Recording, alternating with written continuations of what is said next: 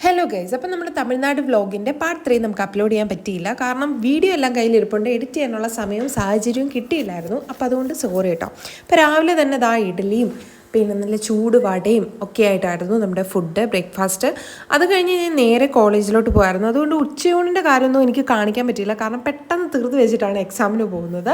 പിന്നെ നമ്മൾ കഴിഞ്ഞ ദിവസം അമ്പലത്തിൽ പോകാൻ പറ്റിയില്ലല്ലോ, ആ ഫോർട്ടിൻ്റെ അവിടുത്തെ. അപ്പോൾ അത് ഞാൻ നേരെ കോളേജിൽ നിന്ന് വന്ന് അവിടോട്ട് ഇറങ്ങി ചേട്ടൻ പിള്ളേരെയും കൊണ്ട് അങ്ങോട്ട് വന്നു. അപ്പോൾ നമ്മുടെ റൂമിൻ്റെ തൊട്ടടുത്ത് തന്നെയാണ് കേട്ടോ, വണ്ടിയൊന്നും കയറാതെ തന്നെ നടന്ന് വരാനുള്ള ദൂരമുള്ളൂ. അപ്പോൾ അവിടെ ഇരുന്ന് ഞങ്ങൾ കുറേ പാനിപ്പൂരിയൊക്കെ സെയിൽ ചെയ്യുന്നുണ്ടായിരുന്നു, കട്ട് ഫ്രൂട്ട്സ്. അതെല്ലാം വാങ്ങിച്ച് ഞങ്ങൾ അവിടെ ഇരുന്ന് കഴിച്ചു, ഓപ്പൺ സ്പേസിലിരുന്ന്. അവിടെ മിക്കവാറും ഇങ്ങനെയുള്ള സാധനങ്ങൾക്കൊക്കെ ഭയങ്കരമായിട്ട് റേറ്റ് കുറവായിരുന്നു കേട്ടോ. പിന്നെ കുറേ നേരം കുട്ടികൾ രണ്ടുപേരുടെ അവിടെ ഇരുന്ന് ബോൾ കളിയായിരുന്നു. കുട്ടികൾ മാത്രമല്ല, നമ്മൾ അതിൻ്റെ കൂടെ പങ്കെടുത്തു. കുറേ നേരം കളിച്ച് ഒരു സന്ധ്യ ആവാറായപ്പോൾ നമ്മൾ ഫോർട്ടിലോട്ട് പോവുകയാണ്. ഫോർട്ടിനകത്താണ് കേട്ടോ അമ്പലം. അടിപൊളി അമ്പലം എന്ന് പറഞ്ഞാൽ അടിപൊളി. ഇതാ കണ്ടോ, ഇതിൻ്റെ ഈ ഗോപുരം, തമിഴ്നാട്ടിലെ ഏറ്റവും വലിയ പ്രത്യേകതകൾ ഈ അമ്പലത്തിൻ്റെ കൊത്തുപണികൾ കണ്ടാൽ തന്നെ നമ്മളിങ്ങനെ നിന്ന് പോകുന്നുള്ളതാണ്. അടിപൊളി വ്യൂ ആയിരുന്നു. നമ്മുടെ റൂമിൽ നിന്നൊക്കെ നോക്കുമ്പോൾ ഈ ലൈറ്റ് ഇങ്ങനെ കത്തിക്കിടക്കുന്നതാണ്, എന്ത് ഭംഗിയാണെന്നറിയോ.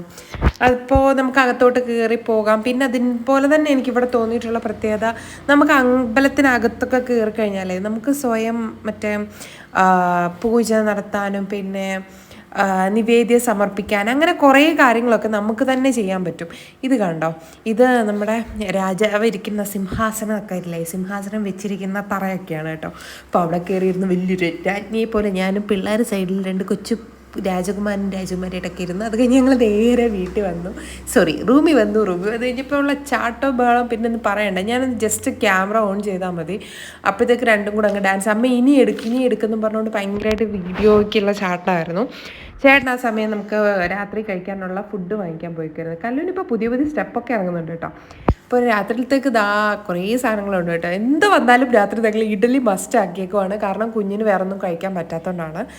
ഇഡ്ഡലി ഉണ്ടായിരുന്നു, ചിക്കൻ ഫ്രൈ, പിന്നെ സാമ്പാർ, ചട്നി, പിന്നെ നമ്മൾ മൊമോസ് വാങ്ങിച്ചിട്ടുണ്ടായിരുന്നു, അത് ആവി വേവിച്ചിട്ടുള്ള, പിന്നെ കുറേ പഴം ഉണ്ടായിരുന്നു കഴിക്കാൻ. അങ്ങനെ കുറേ സാധനം ഉണ്ടായിരുന്നു. വയറ് വീർത്ത് പൊട്ടാറായി എന്ന് വേണേൽ പറയാം, അതേപോലെയായിരുന്നു.